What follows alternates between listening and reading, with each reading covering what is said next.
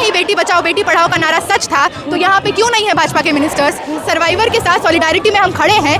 17 बरस की उम्र में उनके साथ रेप हुआ, उनके पिता को मार दिया गया, उनके घर के लोगों की हत्या कर दी गई, ट्रक से कुचल दिया गया। आवाज़ शायद जा नहीं पा रही है इतने सालों से, 8 से ज़्यादा साल हो गया है। और हमारे बीच में उन्नाव रेप केस की सर्वाइवर हैं जो इस देश की राजधानी में इंडिया गेट से घसीटी गई, जंतर मंतर में उनके माँ और उनके साथ अभी हम देखते हैं पुलिस और सीआरपीएफ जिस तरह से बर्ताव करती है।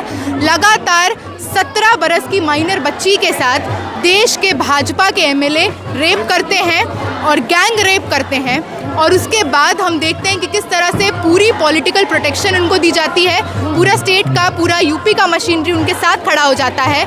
तो बात यही है कि इस देश की जो हालत है, बार बार भगत सिंह जो कहते थे कि बहरों को सुनाने के लिए बम का धमाका करना पड़ेगा, तो आज देश के युवा, महिला, अल्पसंख्यक समझ गए हैं कि हर बार न्याय की गुहार लगाने के लिए देश की सड़कों को आबाद करना होगा, और वही करने आज हम यहाँ पे पहुँचे हैं। तो क्या लगता है कि मांग पूरी होगी? ये तो मामला कोर्ट का है, कोर्ट ने आदेश दिया है। कोर्ट का मामला है, पर कोर्ट ही ने तो हमने देखा है पिछले कई वर्षों में, ये वही देश है जहाँ पे भाजपा आरएसएस की मशीनरी ने बृजभूषण शरण सिंह को संरक्षण दिया, जिसने देश के लिए गोल्ड मेडल जीते पहलवानों के साथ यौन उत्पीड़न किया, जिस पे पॉस्को एक्ट लगना चाहिए क्योंकि उन्होंने माइनर बच्चियों के साथ भी बलात्कार किया।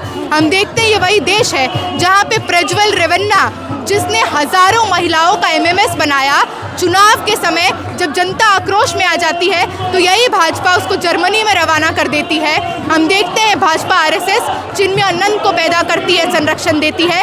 हर दिन इस देश में एक नया राम रहीम और आसाराम बापू पैदा होता है, तो उम्मीद तो हमको बिल्कुल नहीं है। हम लगातार देख रहे हैं हमारे एजुकेशनल इंस्टीट्यूशंस तक में, न्यायालयों में, देश के तमाम पदों पर आज भाजपा आरएसएस की दलाली करने वाले लोगों को नियुक्त किया गया है। हम सड़क पे इसलिए आए हैं कि कल जो फैसला सुप्रीम कोर्ट में होने जा रहा है, वहाँ पे बैठे न्यायाधीश के कानों तक ये बात गूंज उठे कि उन्नाव की रेप पीड़िता अकेली नहीं है, देश भर के छात्र, नौजवान और महिलाएं एक तरफा उनके समर्थन में हैं। बीजेपी के कई नेता जो है कोर्ट के फैसले का स्वागत कर रहे हैं, करेंगे ही। उनमें सबसे बड़े तो हजारों लाखों महिलाओं का आप देखेंगे कि किस तरह से, जिनके वजह से महिलाओं के दिल में एक तरह की दहशत है।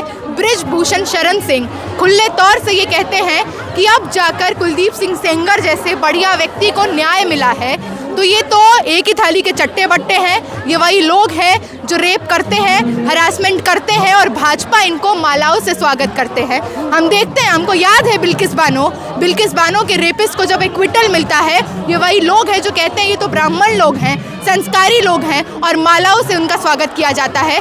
तो इस भाजपा आरएसएस के षड्यंत्र को हम लोग समझते हैं, और हम लोग खुद की इज्जत, आबरू और मान मर्यादा के साथ ये धज्जियां उड़ाने नहीं देंगे भाजपा को। बृजभूषण शरण सिंह कह रहे हैं कि भारी षड्यंत्र हो रहा है कुलदीप सिंह सेंगर के खिलाफ। बिल्कुल भारी षड्यंत्र। तो आप देखें किसी जंतर मंतर पर, इतने अफसोस की बात है कि इतने समय तक महिला पहलवान बैठी रही, मदद की गुहार करती रही, न्याय की गुहार करती रही, लेकिन तब भी सत्ता में काबिज लोग और जो जुडिशरी में हमारे बैठे लोग हैं, उनके कान में जू तक नहीं रहेंगी और उनको वापस जाना पड़ा, कोई न्याय नहीं मिला। आज भी जिस सर्वाइवर के साथ सॉलिडारिटी में हम खड़े हैं, 17 बरस की उम्र में उनके साथ रेप हुआ, उनके पिता को मार दिया गया, उनके घर के लोगों की हत्या कर दी गई, ट्रक से कुचल दिया गया, उनको इस नाउम्मीदी तक धकेला गया कि उन्होंने आत्महत्या करने की कोशिश की, खुद को जलाकर। तो आज बतौर देश, मोदी देश के कोने कोने में, विश्व भर में जाकर कहते हैं, सीना ठोक कर कहते हैं कि मैं उस देश से हूँ जिसके देश में डीएनए में लोकतंत्र है।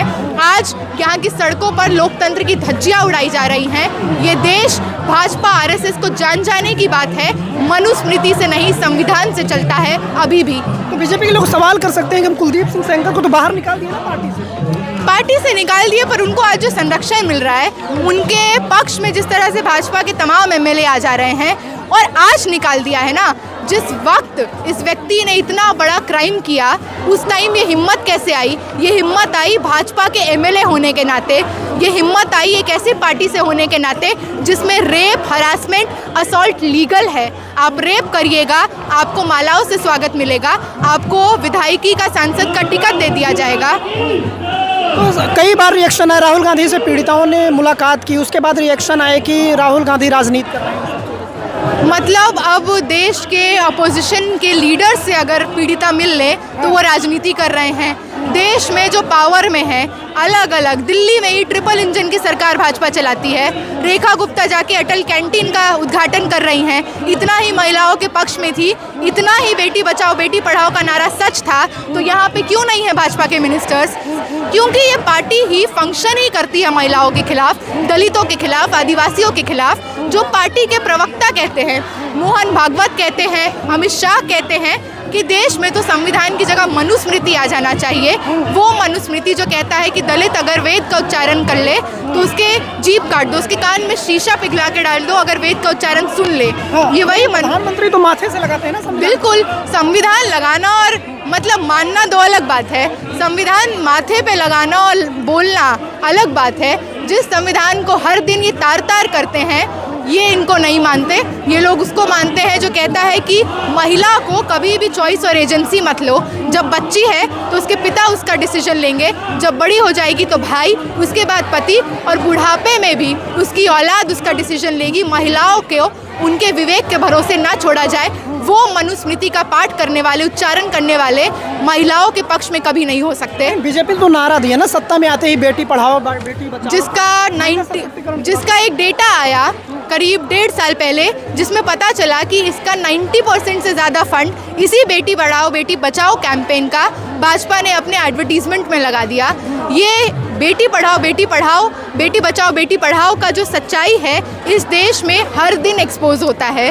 तमाम नाम जो मैंने लिए, चाहे वो कुलदीप सिंह सेंगर हो, हाथरस हो, मनीषा वाल्मीकि हमको याद है, इसी देश बिल्कुल वो भी है। उसके साथ साथ इसी देश में हमने देखा है कि 8 साल की आसिफा के साथ रेप होता है। जिस कठुआ में ये रेप होता है वहाँ पे रेपिस्ट के संरक्षण में यही भाजपा रैलियाँ निकालती हैं। तो ये मॉडल आज का नहीं है और ये इनका मॉडल आज का नहीं है, पर हमारी लड़ाई का, हमारे रेजिस्टेंस का मॉडल भी आज का नहीं है। लेकिन निर्भया के वक्त तो बहुत भीड़ लग गई थी, पूरा सड़कें जाम हो गई थी। यहाँ भीड़ कम दिखाई दे रही। भीड़ की बात नहीं है ना। देश में आज जिस जगह पे आप खड़े हैं, यहाँ पे भाजपा की ट्रिपल इंजन की सरकार है। लगातार खुद जो सर्वाइवर हैं वो इंडिया गेट पे जा रही हैं गुहार करने की न्याय मिले।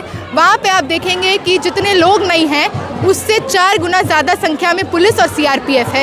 यहीं पे आप कैमरा घुमा लेंगे तो आपको लगेगा ये एक डेजिग्नेटेड प्रोटेस्ट साइट जहाँ पे शांतिपूर्ण तरीके से प्रोटेस्ट हो रहा है। इतनी पुलिस की क्या ज़रूरत है, इतनी सीआरपीएफ की क्या ज़रूरत है?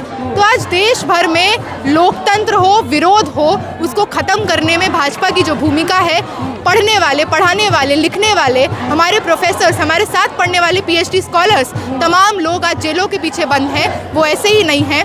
हर तरह से सत्ता पक्ष जो भाजपा है, आरएसएस है, इसकी नीति साफ है कि एक्टिविस्ट और विरोध करने वाले लोगों को जेल में डालो और रेपिस्ट का बेल कराते रहो। कहाँ तक जाएंगे?